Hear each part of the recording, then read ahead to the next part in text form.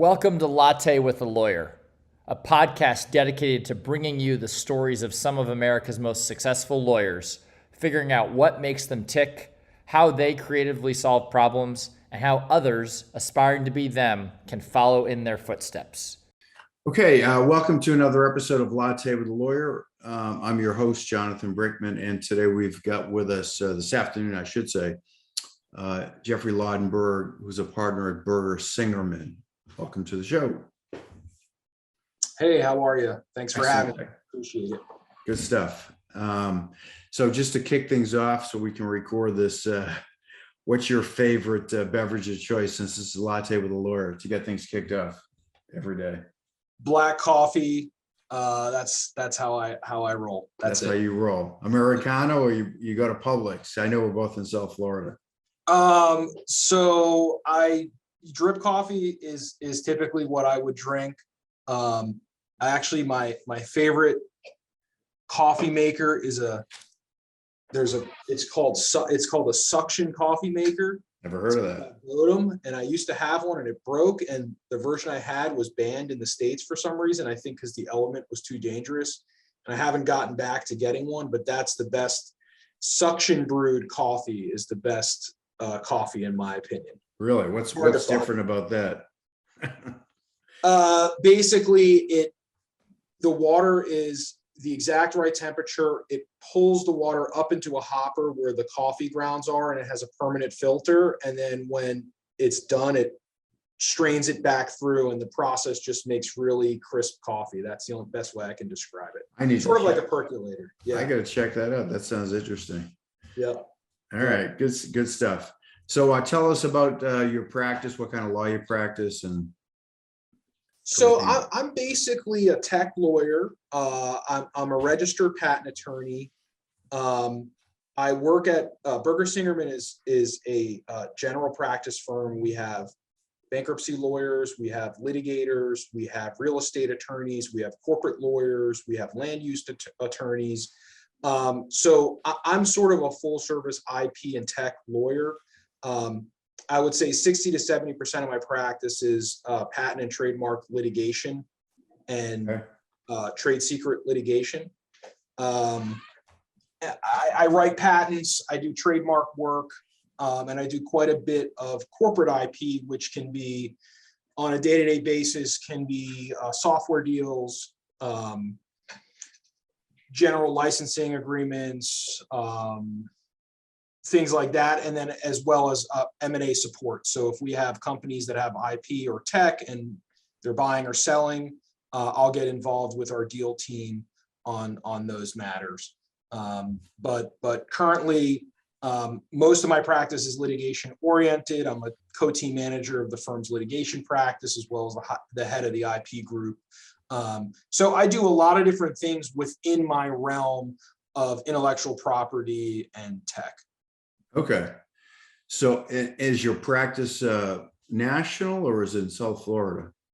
It's certainly a national practice, which is the case of most IP lawyers, because of the way the practice is centered around the patent office, and we're in federal court in litigation.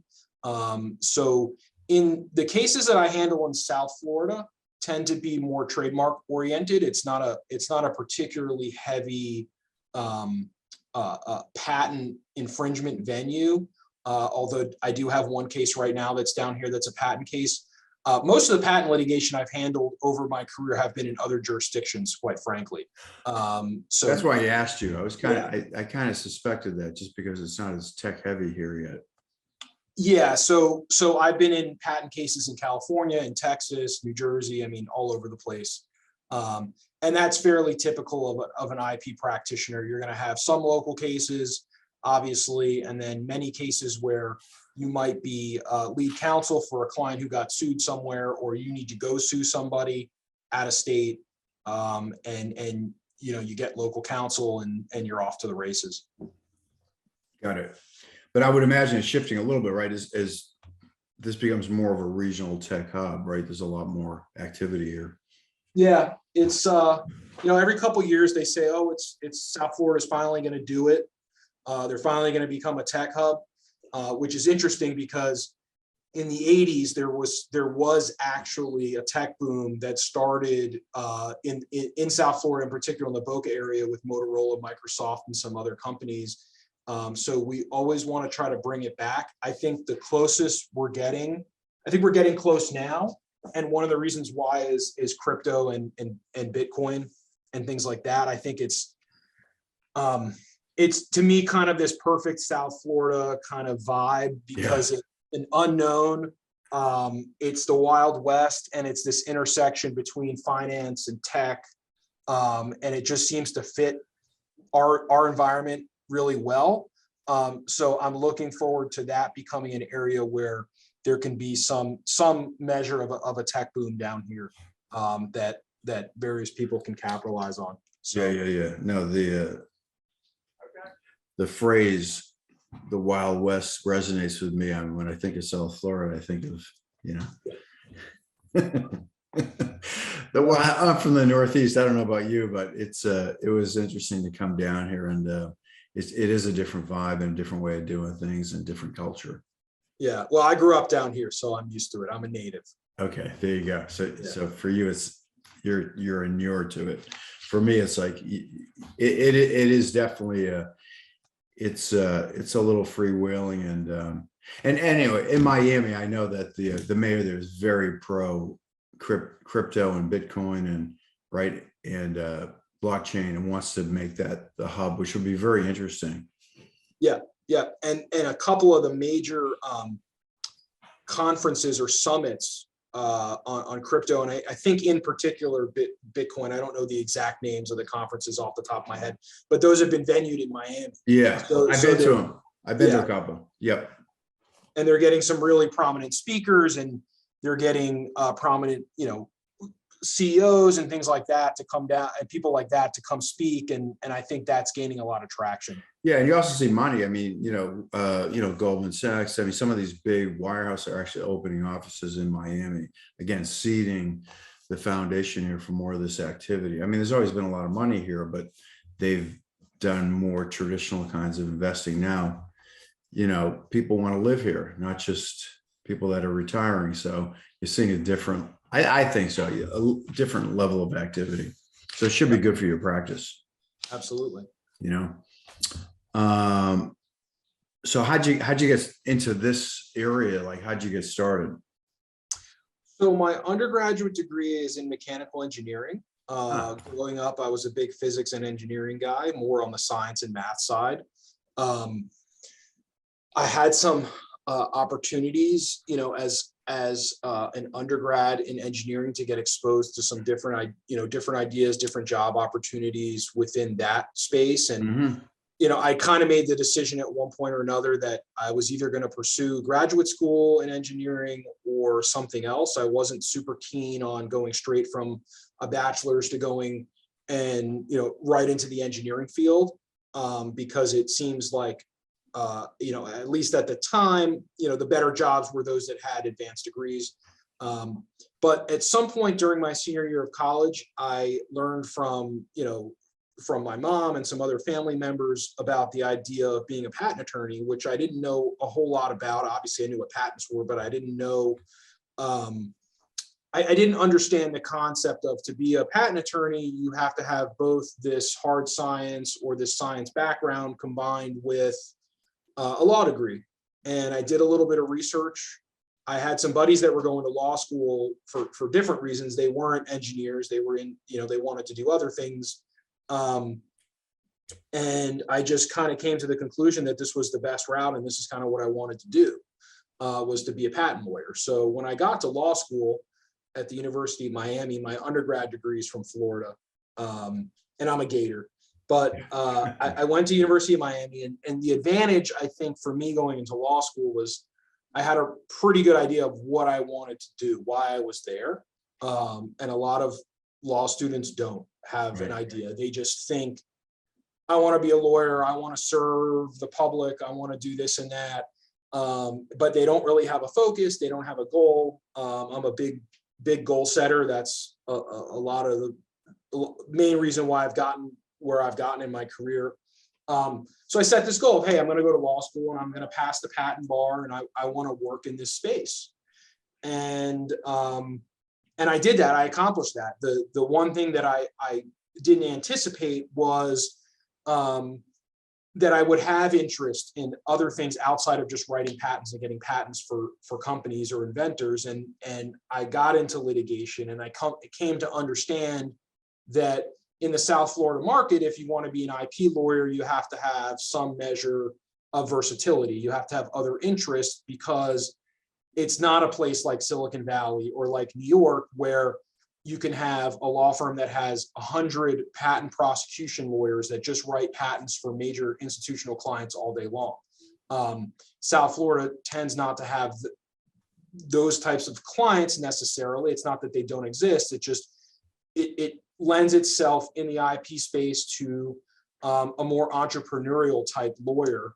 And I got some exposure in my first couple of jobs to lots of litigation in addition to the patent work. And my career really evolved into more of a well-rounded full service type IP lawyer than just this one thing. So I didn't anticipate that in law school, but that's how it worked out. And I think it's for the better. I think I've had a very diverse and interesting career so far, my first 15 years or so, as a result of kind of just mixing it up and getting into the market and taking on cases and doing different things and being open to that. Yeah, interesting. And you found your home, and this is what you like to do. Right. Yeah, exactly.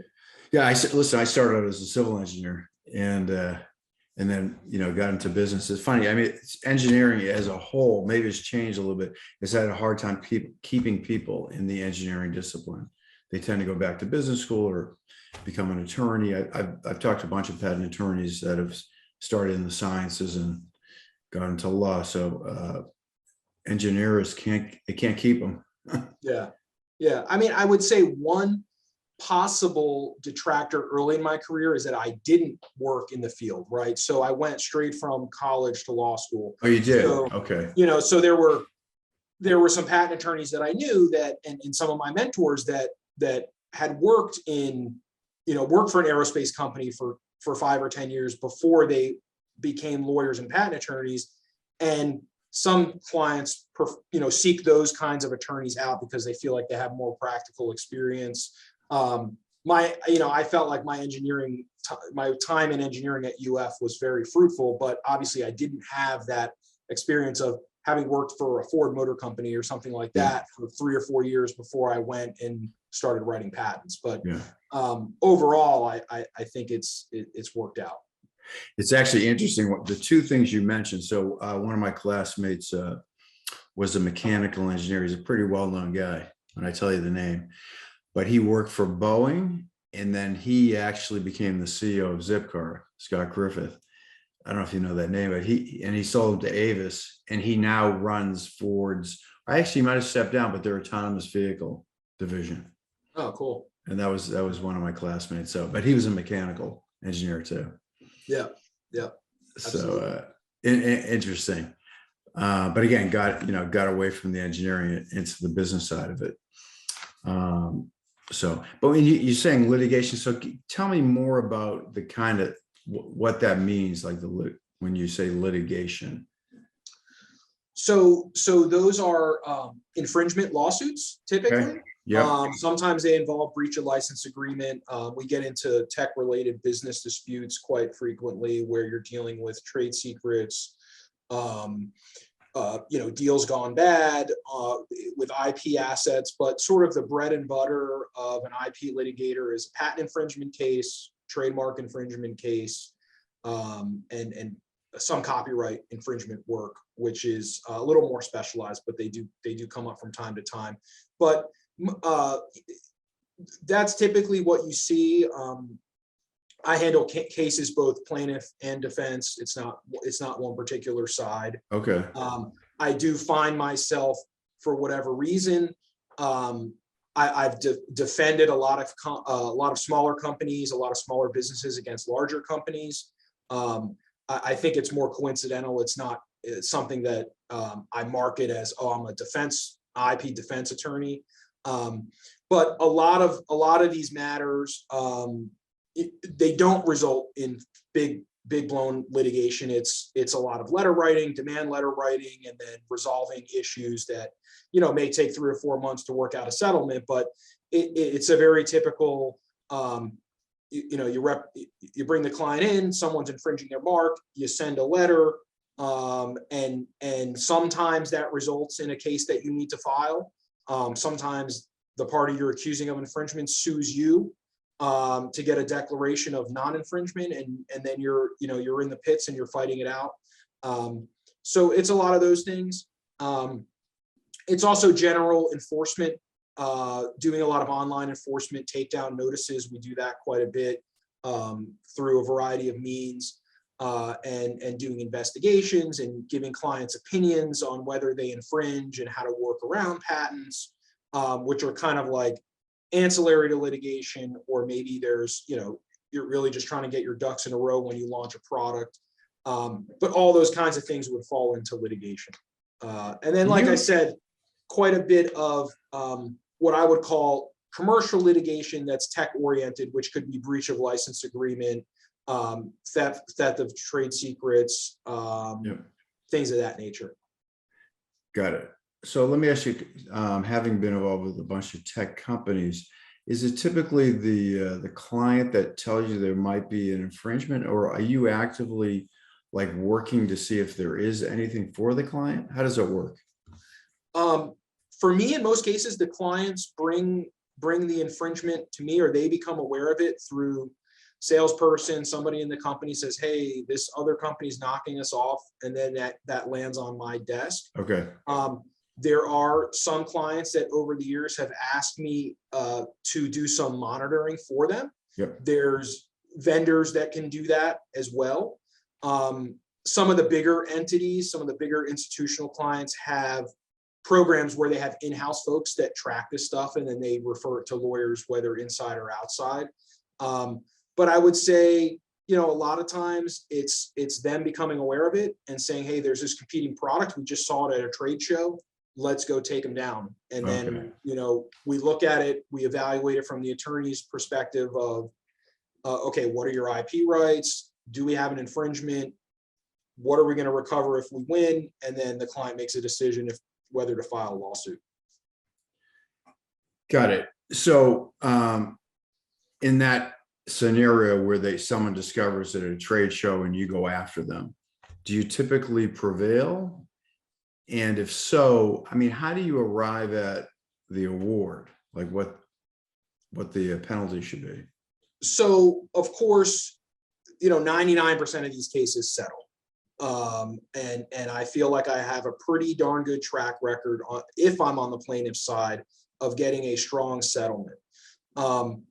In a lot of cases, so in particular on the trademark side, I'll start there, where we're talking about branding. In most cases, the key element is to get that defendant to stop using the mark or stop infringing. The monetary damages are important, but they're less important than what I would say, the injunctive relief, getting them to actually stop, or getting the court to tell them to stop. The patent side can be a little bit different, because you're typically looking at either recovering a royalty or potentially lost sales. So the statutes, the federal statutes, lay out the damages that are recoverable on both sides, both patent and trademark. And there's different forms, there's different ways to measure that. Typically, if you're a plaintiff on a patent case and you're in the market, you're selling the product, you're not just a patent holder, or people call it pejoratively a patent troll. If you're not a troll, you're actually practicing. You would often be looking at lost profits, particularly if it's an interchangeable product. So I'm selling a light bulb and this person's selling a light bulb that infringes. I should be able to recoup everything that they sold. Same can be true on the trademark side. Like I mentioned, on the patent side, if you're just a patent holder and you're not in the industry, you're typically looking for a royalty, which is normally determined by experts that say, okay, in this industry of sporting goods, it's a 5% royalty typically across the board.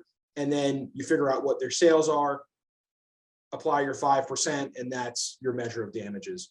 and the judge is, or the jury is the one that decides what's the reasonable royalty based on expert evidence. Got it. Okay, interesting.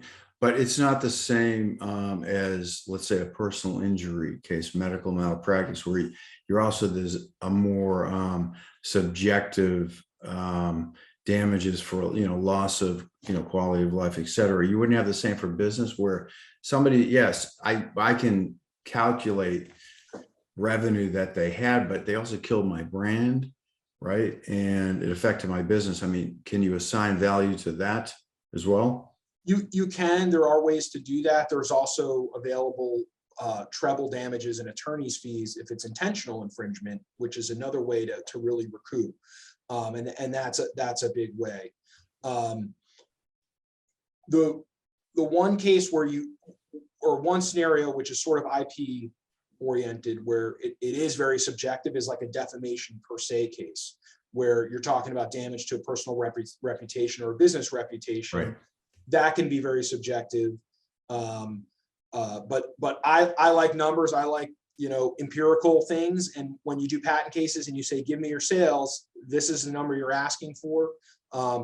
Certainly if we get into a business case and there's some related breach of contract or tortious interference elements, you might go for other things related to damage to the business.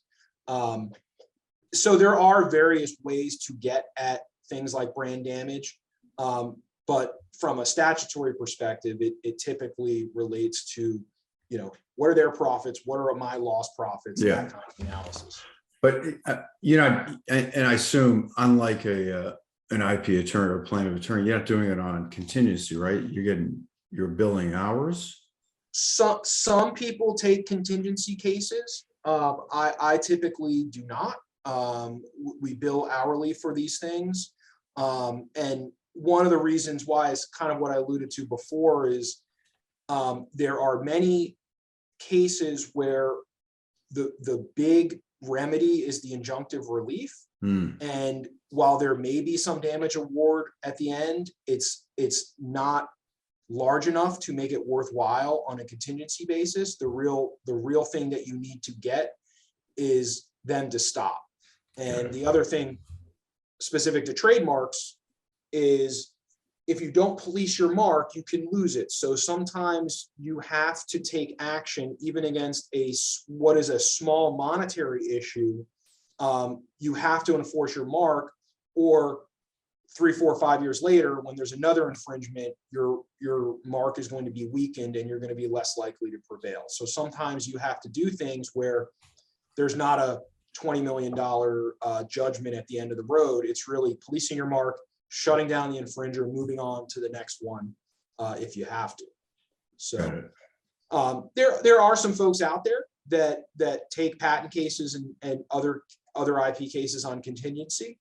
I'm not particularly set up to do that, but it is out there. Yeah, I was curious. What I was really driving at is, if you actually, have a typical kind of plaintiff approach where you're, using focus groups and,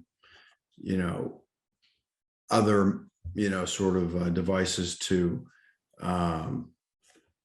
leverage the case and the outcome, and then it's worth, that approach, right, to maximize the outcome. Yep. But what other kind of are there technologies they use in practice to help you these days?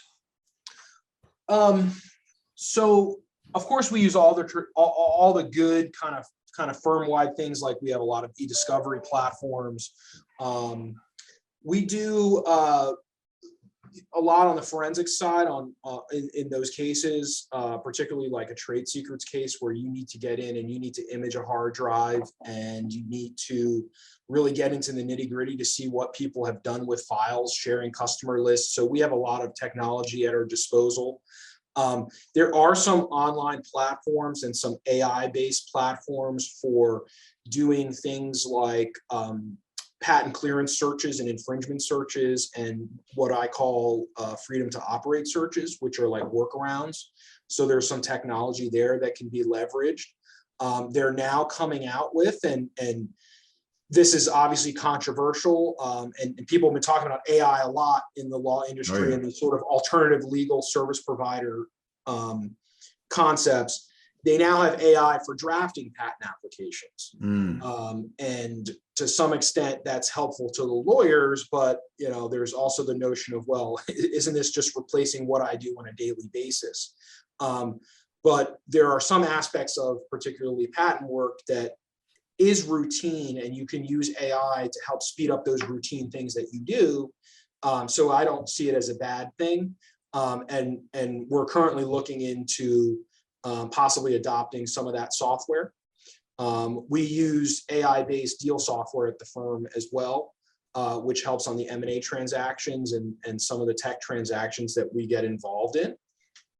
And it's really good for organization and again, accomplishing routine things a lot more quickly and a lot more efficiently.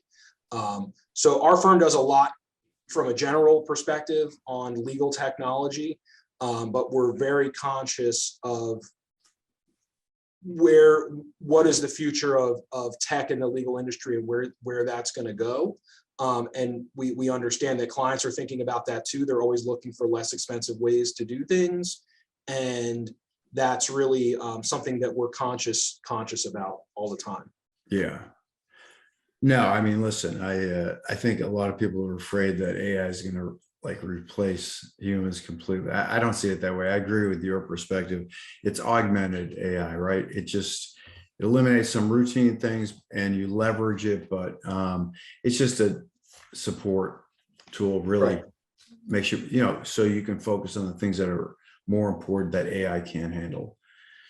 So yeah, I think people are afraid of it because they see autonomous vehicles. It's like, oh, taxi drivers, I don't have to drive my car anymore. I mean, that's one extreme example of it. Or, going to a store now, where you don't have cashiers, but professional services, it's a decision support tool, I think. Yeah. And look, I don't spend a lot of time trying to convince my clients that I'm worth it. What I really try to do is be a business counselor to them, and they're paying me less. I don't mean less money, but my value is less in grinding out and drafting the patent application and more in explaining to them, why do you need the patent application? What is it going to do for you? And ask them questions about why do they think they need a patent application, and help them understand what it does for them. Why is it so expensive, and is it really worth the expense? And sometimes that takes work off my plate because I kind of talk them out of it. Yeah. But long term, they come back to me because they appreciate the advice of, hey, I came to you for this one thing. You explained it to me. I now understand. I don't need to spend my money that way. I need to spend my money this way. And can you help me with this way?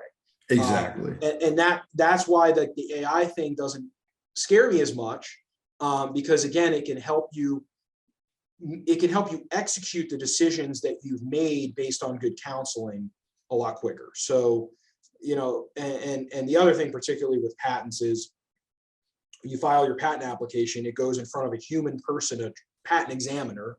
So there's still that level of human interaction. It's not like a computer is drafting the patent application and a computer is deciding whether you get a patent.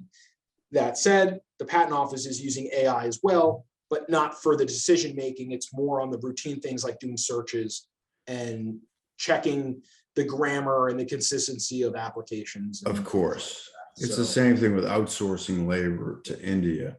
It's right. The low level things that require lower level thinking, I can outsource that. The higher level thinking that requires judgment, experience, etc. Those things don't get outsourced. They don't get outsourced to technology.